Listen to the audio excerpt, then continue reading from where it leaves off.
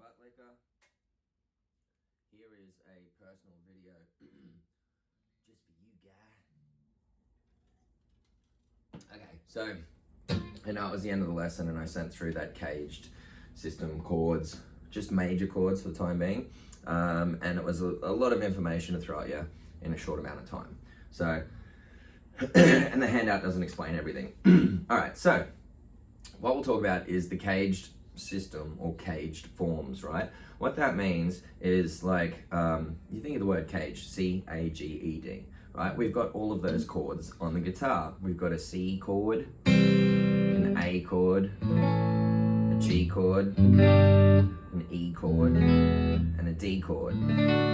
Now they're just all major chords at the moment, right? But this system we can use for anything, scales, minor chords, seventh chords, you name it. So what that means is that for any given chord, we can generally find it in these 5 shapes. We can find a G shape of it, an A shape of it, a D shape, etc.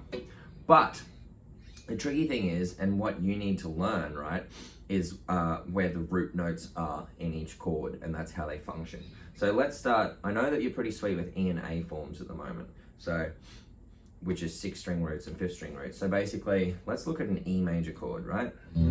Normally we'd play it like this, but that's because we've got 3 open strings here: 6th string, 2nd string, and 1st string. Okay. So when we play this anywhere else on the guitar, we need to free up this finger and play the chord shape like that, so that we can move this and bar it down the guitar, because we don't have the luxury of the open strings again, right? So the next thing you need to know about this is that the root note is found here on the 6th string, okay? And I tell people this is an E form, it moves forwards from the 6th string root note. So here's an E major, and what I did on that PDF for you is I moved every chord up 3 frets, right? So now we go 1, 2, 3, put our bar on. Whatever note this is now is what chord we're playing, and it happens to be a G note. So we're playing a G major chord, and you already know that, but we're playing it in an E form, okay? It means we're taking the E shape, we're moving it up to a G. Yes, it's a G chord, not an E chord, but it's an E form. All right, so D. Right, here's a D major. Now generally when we strum that in the open position, we've got these 2 open strings, the 5th string and 4th string. And you probably know that the open 4th string tunes to D, so that's a root note there. But I also want you to know that the next octave of that is found on the 2nd string, okay? So with this particular chord shape, when we move it up the guitar, I like to only play the top 3 strings, because say if I do this, I've got a D chord, right? If I move up 3 frets like we are for this exercise, 1, 2, 3, whatever note that is now what chord we're playing. It happens to be an F note. And I'm just strumming these 3 strings.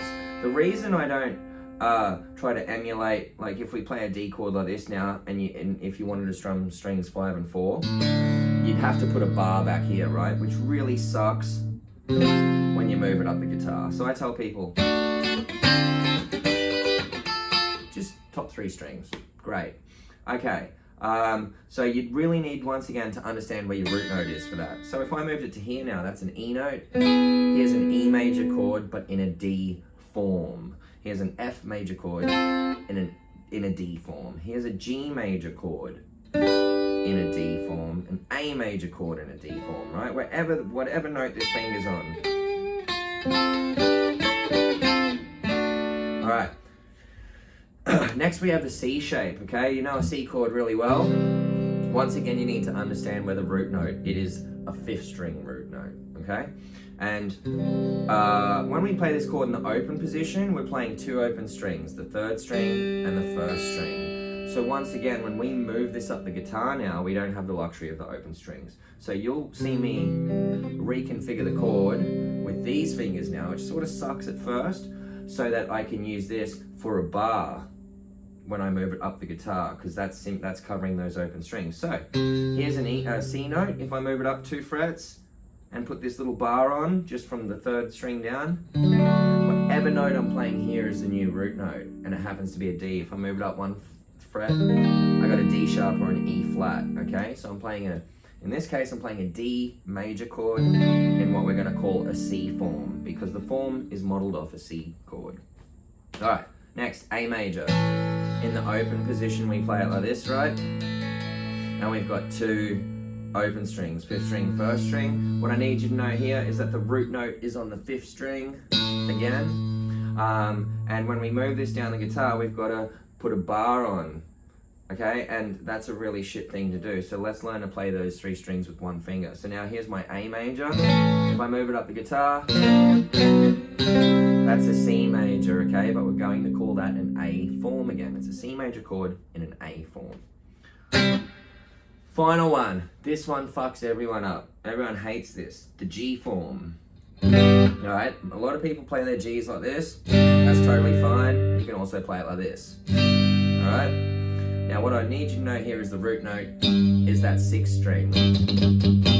And we've got 3 open strings if we're playing it like this. 4th string, 3rd string, 2nd string. Once again, when we move this chord up the guitar, we don't have the luxury of open strings. So I'm going to reconfigure the way I play the chord, and it's not much fun either. Okay? And now I've got to have this bar happening back.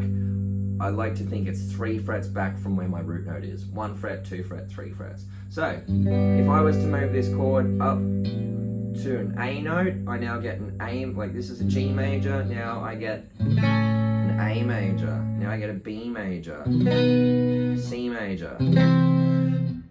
Okay, now the way I really like to play that chord is just using 4 strings, because you've got everything you need anyway. So here's G. If I wanted to move it up the guitar now, I'm going to use my pinky on the root note, and all I want to do now is that little bar on strings 4, 3, and 2. And when I strum, that 5th string's muted, and that 1st string's muted by my finger rolling up and killing the string, right? So there's a G form. The reason I like to do that is in a lot of blues and Hendrix stuff, it's great to have these 2 fingers to embellish.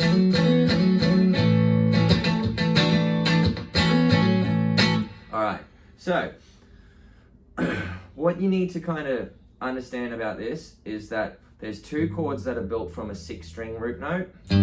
One's a G form that moves, an E form that moves forward from the root note, and then one's a chord that moves backwards from that 6th string root note.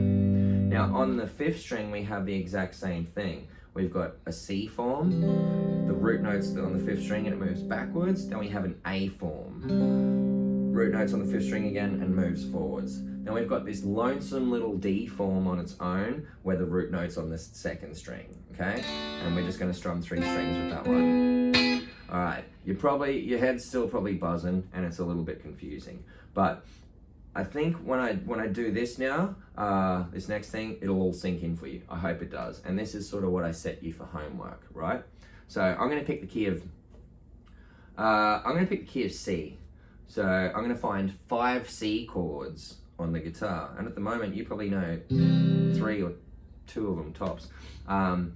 What we're gonna do is find a C form, an A form, a G form, an E form, and a D form. So we'll start here. There's our first one. That's a C chord, as you know it in a C form. It moves backwards from the 5th string root note.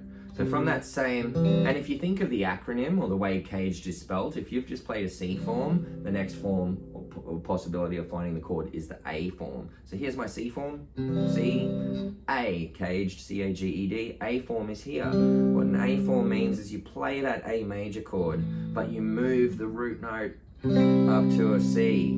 Done. So I found 2 C chords already on the guitar. C form, A form. If you think of the acronym again, C-A-G, G will be the next form. So what that tells me is I'm taking this chord shape with the root note on the 6th string and I'm moving that up until I find a C on the 8th fret. If you wanted to, you could play it like this. Then you can see how it's a G chord. Move down with this cunty bar on. But like I said, I like to play it just pinky and those 3 strings. That way I can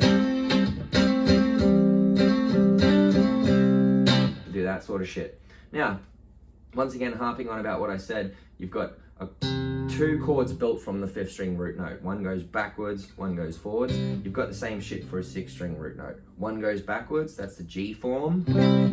And one goes forwards. That's the E form, right? It's modeled off this E major chord, and we've gone till we got to a C. Cool beans? Alright, man, last one. The next one that comes after the E form is a D form. So you've got this, and we're just looking for a C note. Okay, there's one there. So you can do that. That's pretty shitty though. So why don't we move it up to the 13th fret and strum these 3 strings. So what we've done now is we've used this CAGED system to find 5 ways of playing the same chord, which was a C major. So 1 way, 2nd way, 3rd way, 4th way, 5th way. Cool? And you're probably going, oh, what am I going to use this for? Well, dude, this is everything. This is how you can find prettier voicings, different ways to play chords up the guitar. You use these when you're soloing, right? That's what I see when I'm playing lead guitar. I'll see a chord.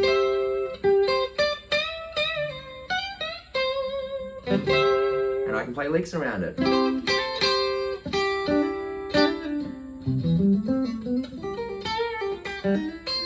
This one.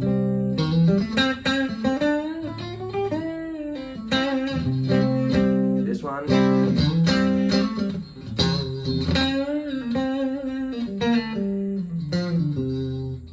And this one.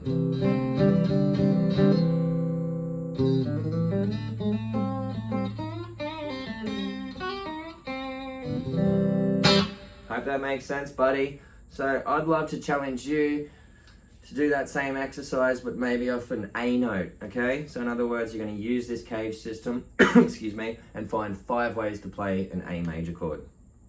Word.